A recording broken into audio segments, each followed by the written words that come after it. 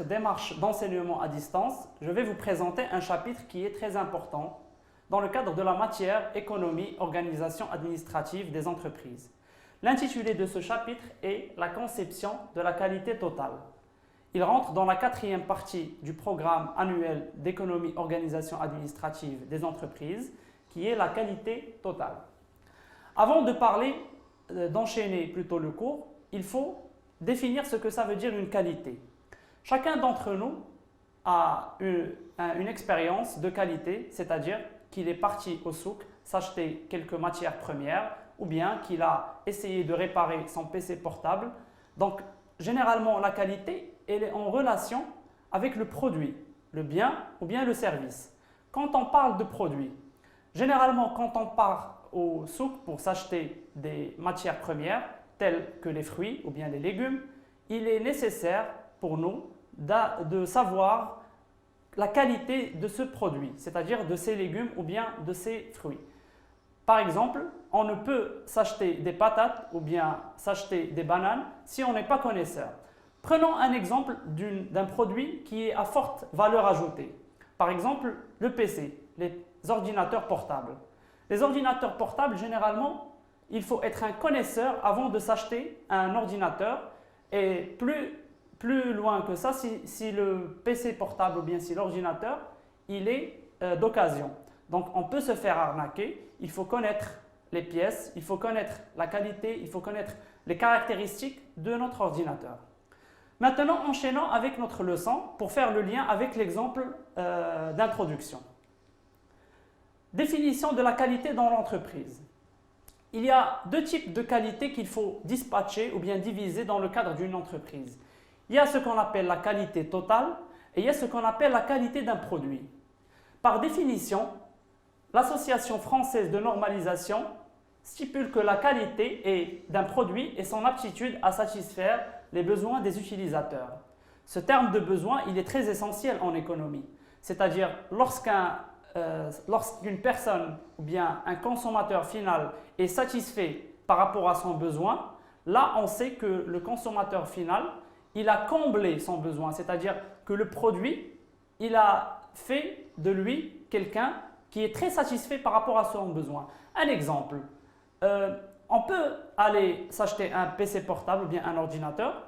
L'exemple de l'ordinateur, il est très frappant puisque généralement les ordinateurs, ce sont des appareils utiles pour un besoin. C'est-à-dire lorsque je suis par exemple analyste de données ou bien lorsque je suis informaticien, il faut généralement que j'ai un ordinateur d'une plus grande capacité, d'une plus grande rapidité, d'une plus grande réactivité. Alors là, il faut que j'ai un PC portable, bien un ordinateur avec des caractéristiques très poussées. Donc ça satisfait mon besoin. Revenons à l'exemple le plus simple. Généralement, une famille, elle doit manger. C'est un besoin vital.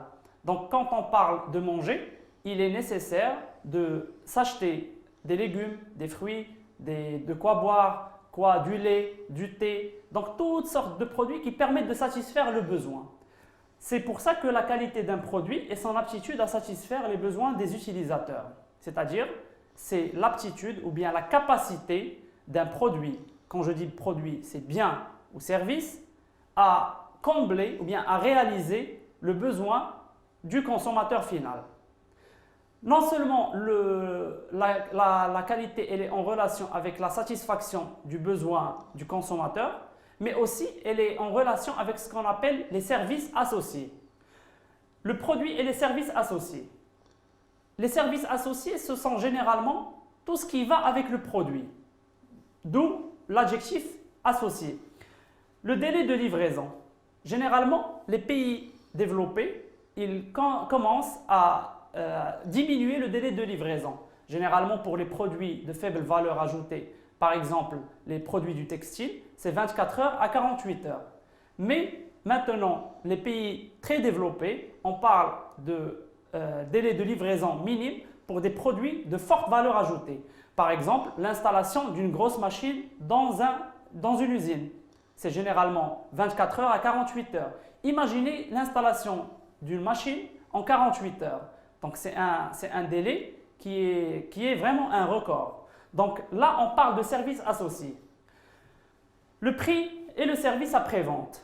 Généralement, le couple qualité-produit, c'est une notion indissociable. C'est-à-dire que lorsqu'on veut ou là, lorsqu'on désire un produit de forte valeur ajoutée ou bien un produit de très très bonne qualité, il est généralement avec un prix très haut. Par contre, quand on a besoin ou bien quand on veut un produit de faible valeur ajoutée, là on parle d'un prix qui est très minime ou bien d'un produit à bas gamme.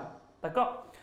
Le délai de livraison, il est très essentiel dans la mesure où l'attente du consommateur, elle a des limites. C'est-à-dire lorsque le consommateur va acheter un produit et il va attendre une semaine, sachant que le concurrent de l'entreprise, il va lui livrer le produit en 24 heures ou bien 48 heures, là on parle d'une concurrence ou bien le fait que le consommateur, il va choisir le concurrent. C'est totalement logique. La dernière notion des services ou bien le dernier exemple par contre, c'est le service après-vente. Imaginez une personne qui va acheter une voiture dans une maison, une voiture neuve. Donc le service après-vente, il est très essentiel. C'est-à-dire lorsque la voiture elle a besoin de réparation ou bien elle a besoin d'une vidange, il est généralement essentiel que le client soit bien servi.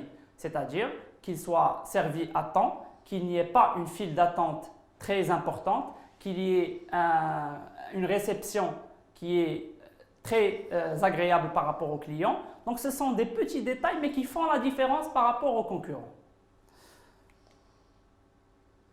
Passons maintenant à la notion enjeu de la qualité. Un enjeu ou bien des enjeux, ça veut dire des buts ou bien des objectifs par rapport à l'entreprise. L'objectif ou bien les enjeux de la qualité, ils sont trois. Il y a l'enjeu économique, il y a l'enjeu commercial et il y a un enjeu social. L'enjeu économique, il est écrit ici que ça veut dire la qualité en relation avec la rentabilité. C'est-à-dire que lorsqu'une entreprise elle produit plus, par conséquent elle vend plus, il est généralement accepté que l'entreprise fasse ce qu'on appelle la notion économie d'échelle. Les économies d'échelle, ce sont lorsqu'une entreprise elle produit beaucoup plus, donc elle vend plus, et elle fait ce qu'on appelle des économies, c'est-à-dire les coûts, la notion de coût. C'est-à-dire, il y a pour l'entreprise ce qu'on appelle un coût variable et un coût fixe. Le coût fixe, ce sont les coûts ou bien les charges que l'entreprise doit subir, quelle que soit sa production. Par exemple, le loyer. L'entreprise, si elle fait un chiffre d'affaires et par conséquent des ventes de 1 million de dirhams, elle paye le loyer. Comme si elle fait des ventes de 50 dirhams, elle paye le loyer. Donc, ce sont des coûts fixes. Les coûts administratifs, l'autre exemple des coûts fixes. Les coûts administratifs. On peut parler des coûts administratifs dans la mesure où l'entreprise, si elle produit, encore l'exemple de 1 million de dirhams, comme si elle produit 50 dirhams, elle aura 2 secrétaires. Donc les 2 secrétaires, ce sont des coûts fixes. Par contre, la deuxième notion des coûts, ce sont les coûts variables, c'est-à-dire qui dépendent de la production de l'entreprise. Par exemple, lorsqu'une entreprise elle va produire 1 million de dirhams, supposons on a une entreprise du textile, donc qui fait de la production de jeans ou bien de chemises ou bien de capuches, etc. Si l'entreprise elle produit 1 million de dirhams, elle va payer plus de charges, les charges des salariés, les charges des ouvriers, les charges des machines, la consommation des machines, etc. Donc ça s'appelle les coûts variables. L'enjeu économique, c'est une qualité qui est égale à la rentabilité, puisque la rentabilité, c'est-à-dire la vente, elle permet à l'entreprise de diminuer le prix de revient. C'est-à-dire un produit qui lui coûte, par exemple, un capuchon qui coûte 100 dirhams pour l'entreprise. D'accord ? Lorsque ça coûte 100 dirhams et elle produit plus, généralement elle va vendre plus, donc elle va diminuer les coûts, les coûts fixes et par conséquent elle va diminuer le prix de revient. C'est-à-dire pour l'entreprise, elle va vendre par exemple, là le coût de revient, non pas la vente mais le coût de revient, il va faire pour l'entreprise dans les 80 dirhams. Donc elle va vendre avec un prix moins. Supposons qu'elle vend son produit à 120 dirhams, elle va donc le vendre à 110 dirhams. Donc 10 dirhams de différence. Là, les enjeux commerciaux. La qualité est une augmentation de la clientèle. Lorsqu'on a une bonne qualité par rapport à une entreprise, Généralement, c'est le fait qu'elle vend plus. Donc, elle augmente le nombre de la clientèle. Quand je dis qu'elle augmente le nombre de la clientèle, c'est par conséquent une augmentation de l'image de marque, nécessairement. La diminution du coût de service après-vente, c'est une notion qui est la même que celle que la diminution du prix de revient. Et par conséquent, la fidélisation du client. Est-ce qu'un client va changer d'entreprise s'il est très satisfait par rapport à une autre? Non. Les enjeux sociaux. La qualité, un bon climat social. Un bon climat social, ça veut dire des bonnes conditions de travail, c'est-à-dire qu'il y a une bonne relation entre le directeur et ses subordonnés, c'est-à-dire que l'entreprise c'est-à-dire que les salariés, ils sont très très impliqués dans leur production ou bien dans l'entreprise, c'est-à-dire qu'ils sentent que l'entreprise, elle est la leur. Donc là, c'est une notion très importante. Augmentation de la motivation du personnel, satisfaction des besoins des salariés. Lorsque les salariés ils ont un besoin quelconque, il est très satisfait. Participation active à la politique de la qualité. Participation, je peux remplacer le terme par implication, c'est-à-dire que les salariés, ils se sentent chez eux. Donc c'est une notion très importante. La qualité interne et la qualité externe. On peut diviser la qualité en tout ce qui est interne et externe. L'entreprise, elle noue des relations avec tout ce qui est partenaire, ce qu'on appelle les partenaires d'entreprise, c'est-à-dire les fournisseurs, l'État avec un E majuscule, la banque, les bailleurs de fonds généralement, qui sont les banques et autres organismes qui fournissent de l'argent à l'entreprise. On peut parler aussi de clients, donc ce sont des partenaires externes, c'est-à-dire sans lesquels l'entreprise ne peut pas travailler. Comme elle a ce qu'on appelle des partenaires internes, c'est-à-dire les salariés généralement, ce sont des partenaires internes, sans lesquels l'entreprise ne peut pas travailler. Donc quand l'entreprise a une bonne relation avec ses partenaires externes, c'est-à-dire fournisseurs, clients, banques, État, et elle a une bonne relation avec ses partenaires internes, en l'occurrence ses salariés, l'entreprise elle peut avoir une très très bonne qualité de produit. Donc la qualité totale signifie la satisfaction des besoins et des exigences des acteurs externes. Chaque acteur externe, il a une exigence ou bien une attente par rapport à l'entreprise. Par exemple, le fournisseur. Le fournisseur, lorsqu'il est payé à temps, c'est-à-dire dans les temps, il est généralement satisfait de la qualité ou bien de la relation avec son entreprise. Prenons l'exemple des financiers qui sont les banques. Aussi, le paiement à temps des traites. Il y a un autre exemple des clients. Les clients, la satisfaction, c'est généralement par rapport aux produits. D'accord ? La satisfaction des clients, plutôt des salariés, c'est-à-dire la qualité où l'on réalise une qualité interne, c'est généralement les besoins du personnel. Les besoins du personnel, c'est généralement, premièrement, c'est le salaire. Il faut qu'il y ait un bon salaire convenable par rapport au poste. Deuxièmement, ce sont les bonnes conditions du travail, c'est-à-dire des machines sophistiquées qui ne demandent pas un effort, par exemple, une relation amicale entre le directeur et ses subordonnés, ou aussi une évolution de carrière.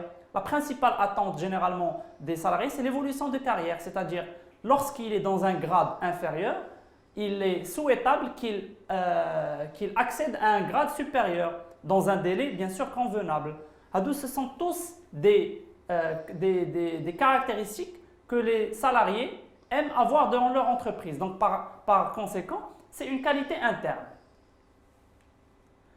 Un exemple illustratif. L'entreprise, elle est généralement dispatchée ou bien divisée sous forme de départements. Je prends un exemple très très simple. Une entreprise opérant dans le secteur du textile, c'est-à-dire de l'habillement. Elle a 3 départements. Le département production qui est responsable de tout ce qui est outillage, technicité, machines, usines, etc. par rapport à l'entreprise. Le département financier qui est responsable de l'argent de l'entreprise et de tout ce qui est comptable. Le département ressources humaines qui est responsable de la gestion de ces ressources humaines, c'est-à-dire du personnel de l'entreprise. Prenons un exemple du processus. Un processus du recrutement d'un comptable, c'est-à-dire un processus, ce sont l'ensemble des étapes pour recruter un comptable. J'ai donné un exemple, mais ce n'est pas un exemple, ce n'est un exemple que, comment dirais-je, un exemple qui reflète la réalité si on veut. Première étape, la définition du besoin, c'est-à-dire il faut que l'entreprise c'est qu'il y a un besoin d'un comptable dans le département financier.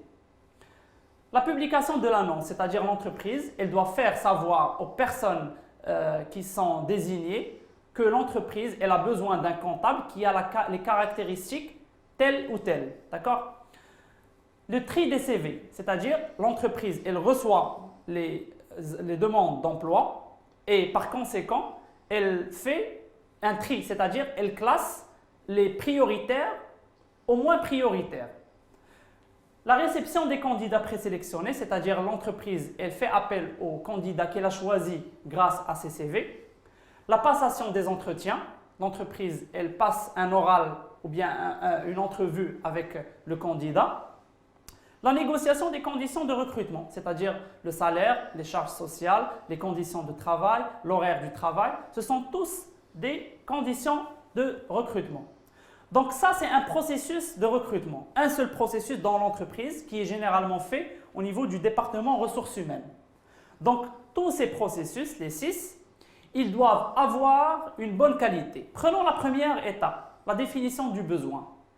La personne qui va définir le besoin d'un comptable par rapport à de l'entreprise, c'est généralement le département financier et en l'occurrence, s'il y en a un, le directeur financier. C'est-à-dire il va savoir qu'il a par exemple 2 comptables et qu'il lui faut un 3e à cause de la charge du travail. Donc lorsque le comptable il définit très bien le besoin, là c'est une bonne qualité par rapport à la première étape. Prenons par exemple la 4e étape, la réception des candidats présélectionnés. C'est-à-dire la présélection des candidats, elle ne doit pas obéir aux règles généralement admises, c'est-à-dire le tri, il doit être en toute transparence. Il faut choisir les candidats qui ont vraiment les capacités et les compétences demandées. Donc, un exemple de processus, un petit processus qui est au niveau du département ressources humaines, c'est l'exemple d'un petit processus par rapport à d'autres.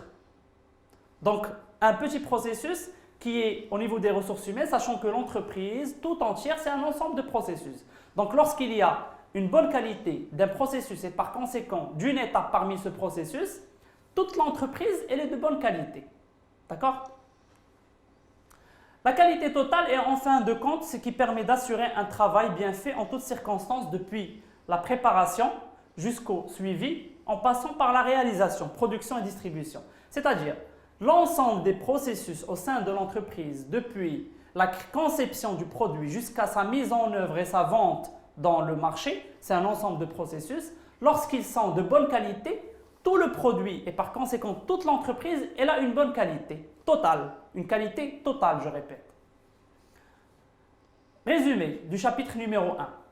On peut parler de 3 paragraphes ou bien de 3 parties du chapitre numéro 1. Premièrement, on a défini la qualité totale d'un produit. C'est généralement lorsque le client il est satisfait par rapport au produit, c'est-à-dire le bien ou bien le service, et par rapport au service associé. On a donné l'exemple des délais de livraison, par exemple. Donc, lorsqu'il est satisfait, là, c'est une bonne qualité du produit. Je répète, la qualité du produit. Les enjeux de la qualité, il y en a 3. Il y a l'économique, les commerciaux et les enjeux sociaux. Les enjeux économiques sont généralement lorsque l'entreprise elle a un coût de revient un peu moindre et par conséquent un prix de vente moins par rapport aux concurrents. Donc là, elle peut avoir c'est une conséquence plutôt d'une bonne qualité de l'entreprise. Les enjeux commerciaux, lorsque l'entreprise elle a une bonne qualité du produit et bien de tous les processus par conséquent de l'entreprise, là elle vend mieux, elle a plus de clients. Les enjeux sociaux, lorsque les conditions de travail ils sont très adaptés par rapport à l'entreprise, c'est généralement des enjeux sociaux, c'est-à-dire les salariés ils sont satisfaits, donc ils sont plus impliqués dans l'entreprise. La dernière partie, on a parlé de la définition de la qualité totale, où l'on a divisé les partenaires de l'entreprise en 2, c'est-à-dire les partenaires internes ainsi que les partenaires externes. Les partenaires internes, les salariés, les partenaires externes, fournisseurs, clients, banques, associations, etc. Donc, lorsqu'ils sont satisfaits, chaque partie prenante ou bien partenaire, il a une attente. Par exemple, le fournisseur, le paiement à temps, le client, la satisfaction par rapport au produit, les banques, la satisfaction ou bien le paiement à temps, parce que généralement, on a des traites par rapport aux banques.